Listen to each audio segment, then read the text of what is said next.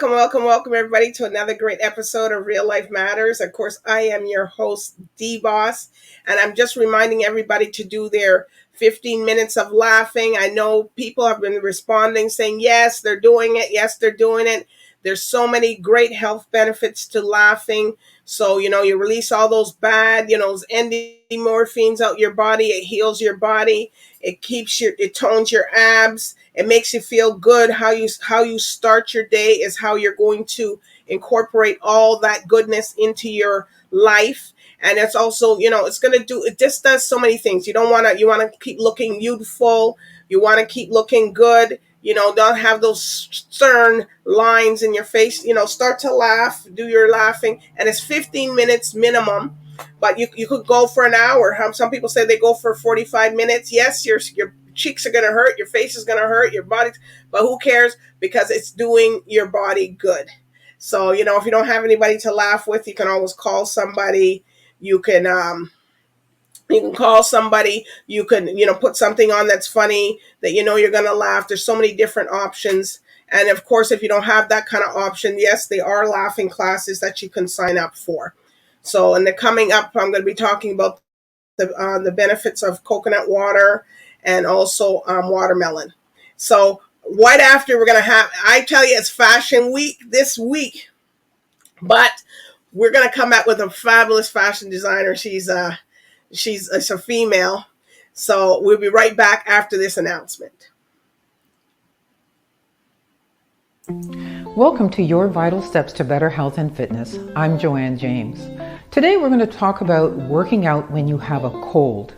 I get that question quite frequently. Is it a good idea to work out when I have the cold? Well, if you have sniffles, maybe a runny nose, maybe not so bad. You don't want to work out intensely. However, if you have chills and a fever, stay home, take care of your body. Now, when you're exercising, if you have a cold, make sure that you don't work out too intensely. Stay from a basic to moderate intensity workout. And again, if you do have a flu or if you have the chills, don't work out at home.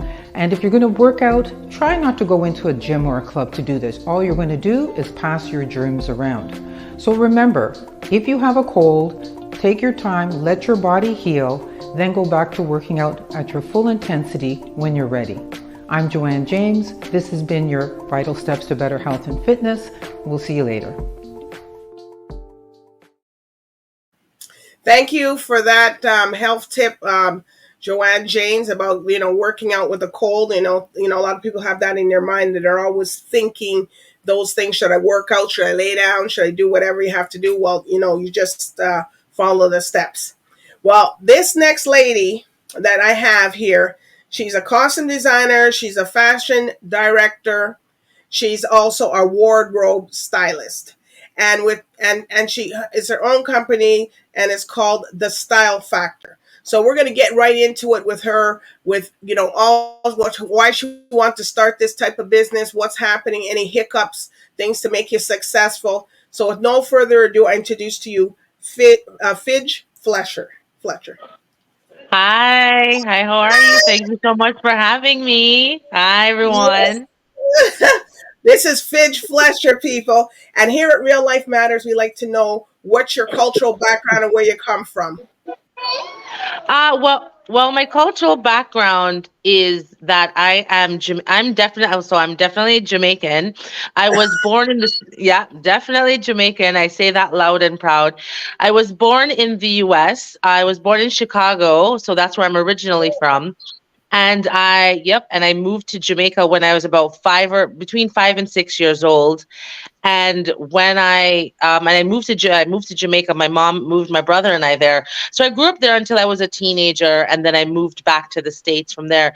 And then, the story kind of is all over the place, because I've lived between Europe, the United States, the Caribbean. Now I'm in Canada, so It's all over the place. Yeah.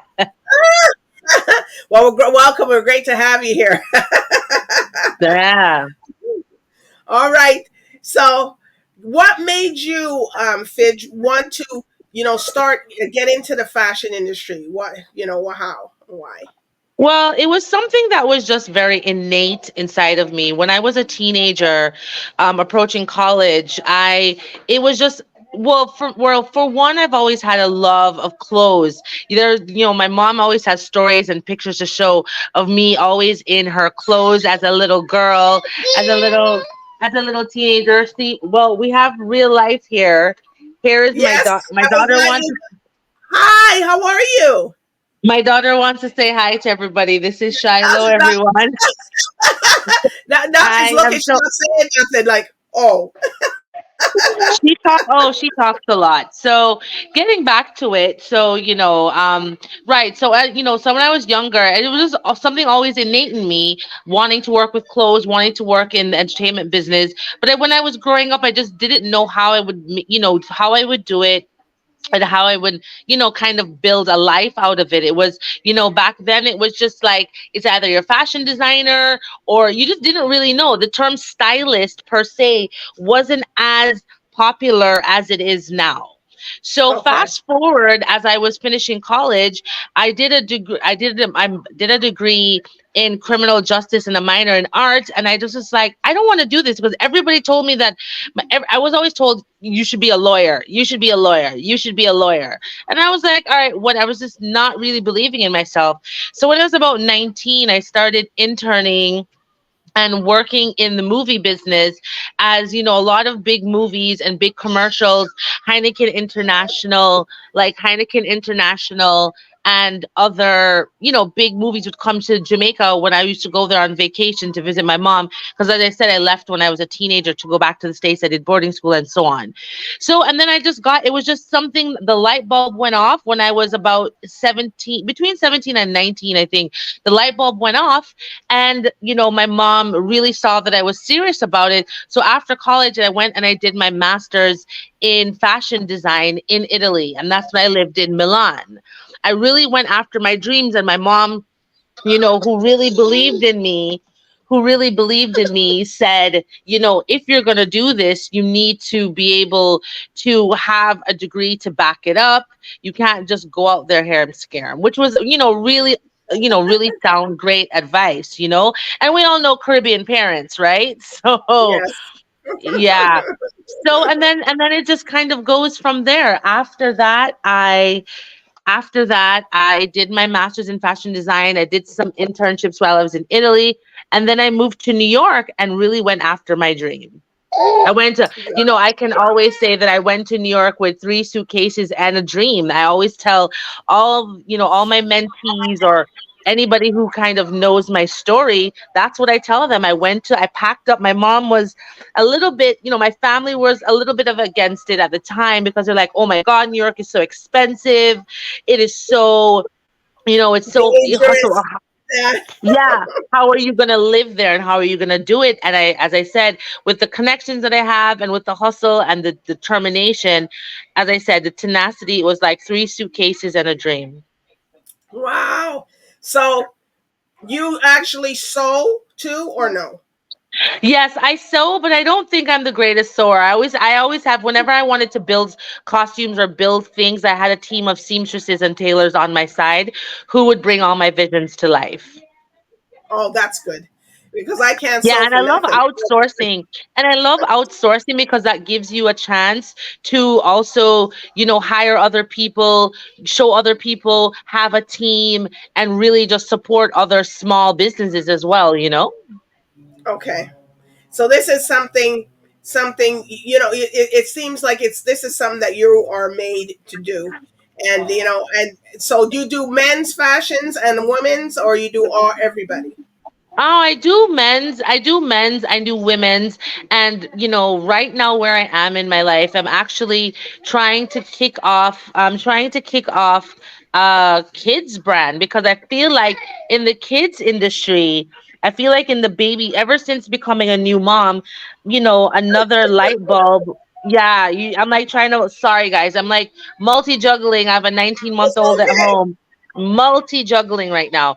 So, I being a new mom, I feel like there was such a void in kids wear as well. Like I always go shopping for my daughter. It's one of the greatest things I love to do. It's so addicting. There's so many cute baby clothes out there between H&M and Zara and all these amazing brands that's also affordable for kids because we know that they grow like weeds. But there's so many little things that I've noticed out there. So TBD, 2025 will be 2025 will be the year that I'm hopefully launching this. So TBD on that. Wow. But with menswear and women's wear, I love to focus on, it's always been like in styling or creating a look for an artist that I'm packaging and stuff. So yeah, I've never come out with a direct men's line as a fashion designer, but working with men as I said, as artists or personal styling is always something I've loved to do.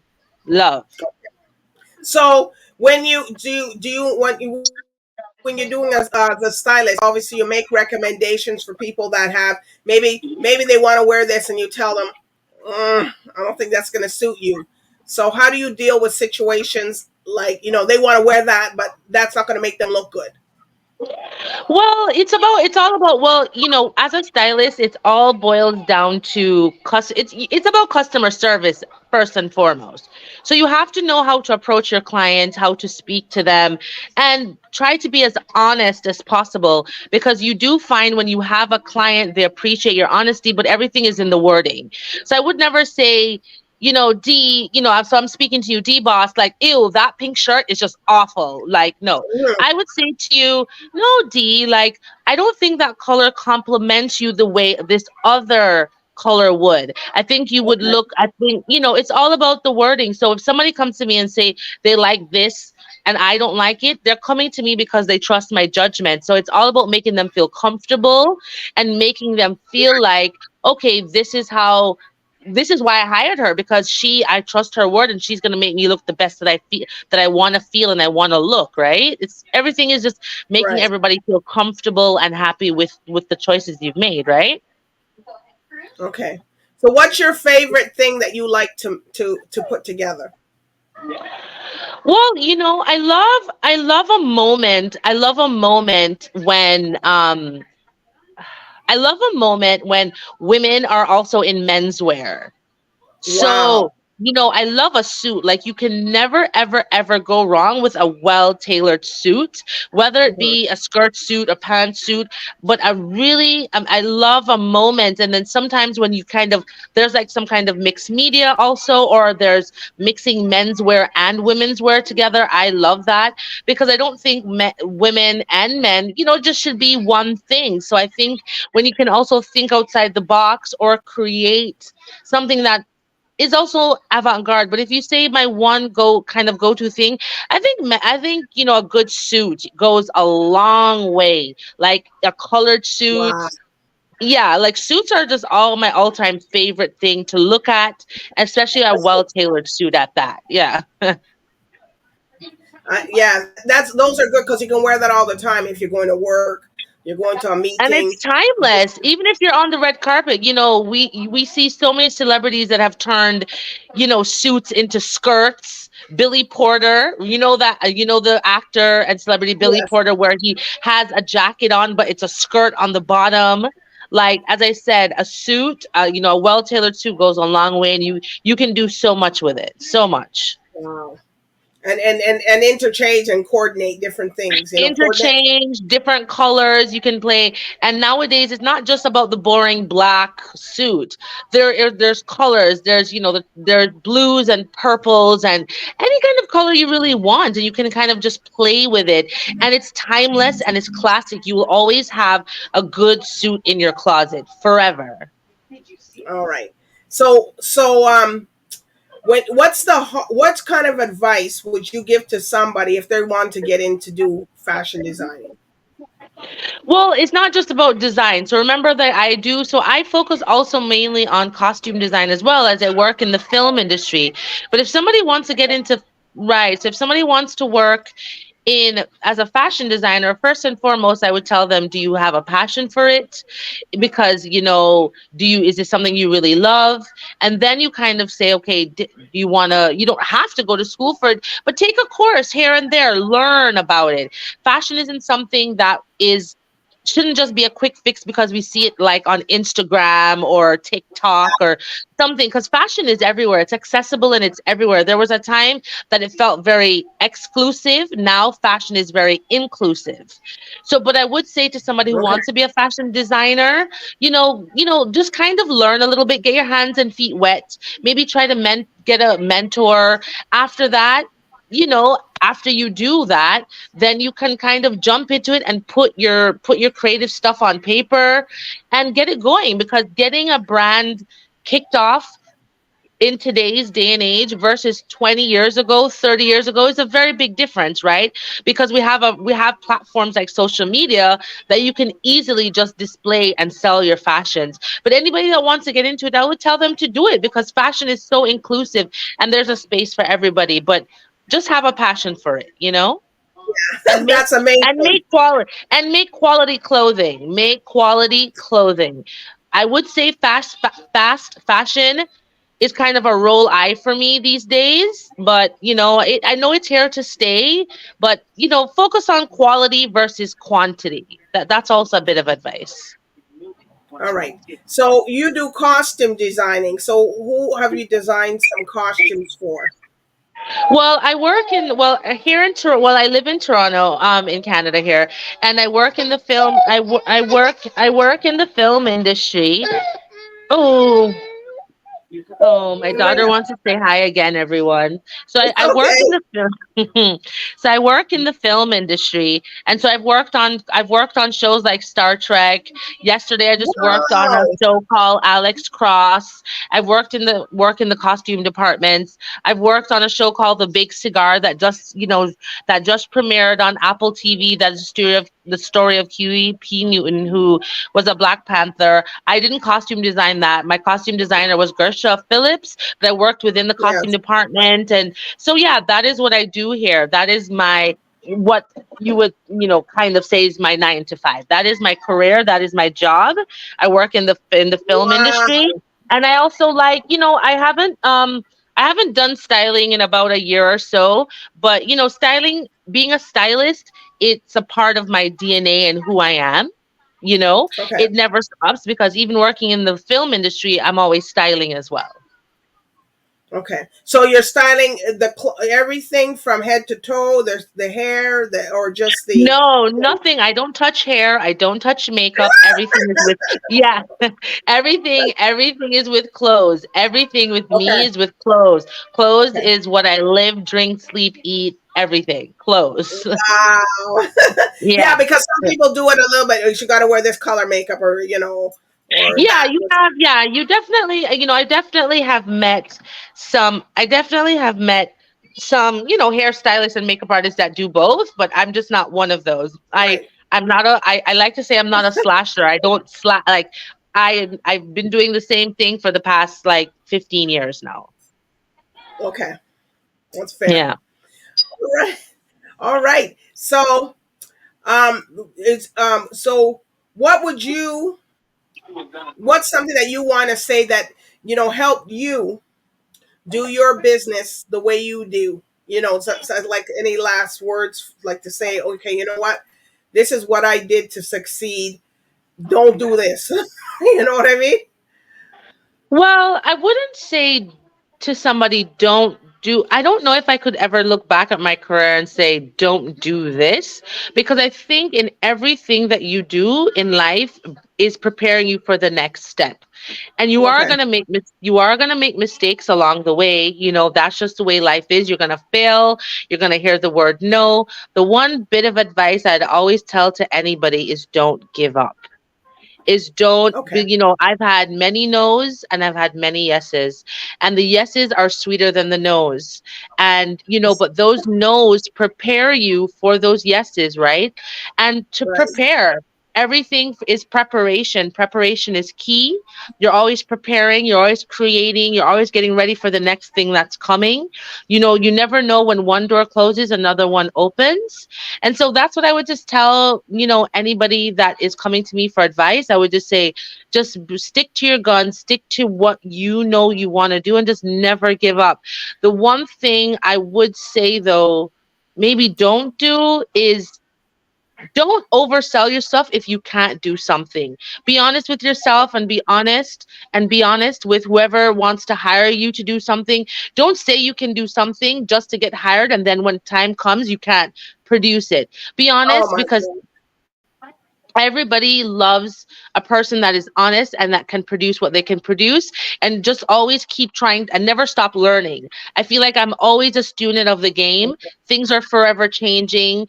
The way the internet has changed, the way how social media has changed, the way marketing has changed. And I would definitely tell the new generation is like, don't be afraid of AI as well, because that's something that is creeping up into our industry, and I think people need to learn it as well. But just never give up. Never give up, and don't oversell your stuff. Don't oversell yourself, and just truly believe. You have to believe in the power of me.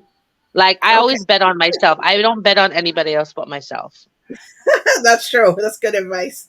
All right. So, are Yeah. there any shout outs that you want to give to anybody or that who's helped you along the way? There would be so many, like so many, like I mean, a million people. I mean, it takes a village, right? They say it takes a village to raise a kid. It takes a village to really, nurse and really have a career. I mean, there's been so many people from from the photographers that I've worked with, even in Jamaica, my team, like when I used to live in Jamaica, I had a team. There was William and Wade and Lonnie and them.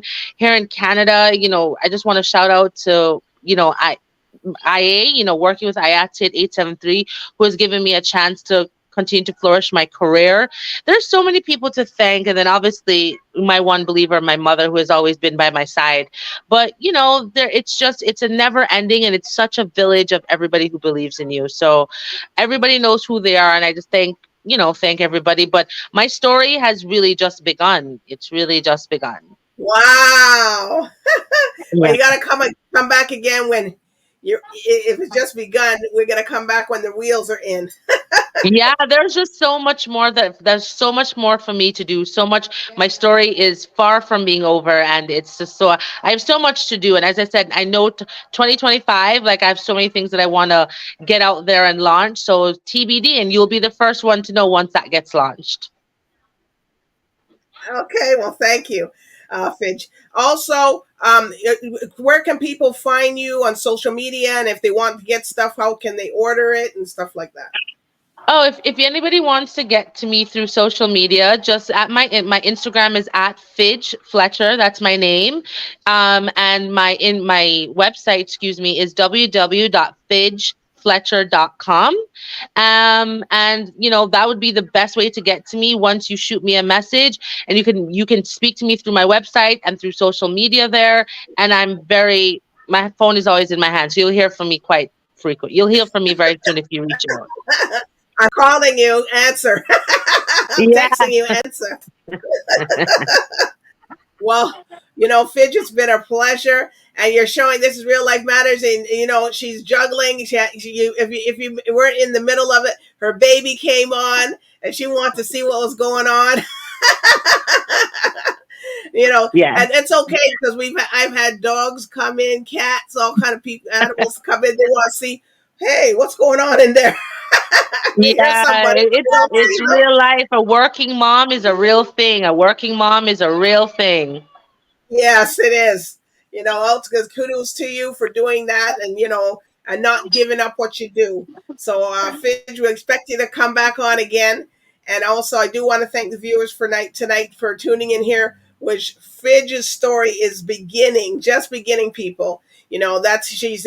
She's a stylist, a costume designer, a fashion director. So please, you guys support. Go out there, see what you can if she can make something for you, and see how it goes. So good night, everybody, and bye for now. Thank Okay, thank you, Dee. Thank you so much for the love. Bye, everyone. Okay.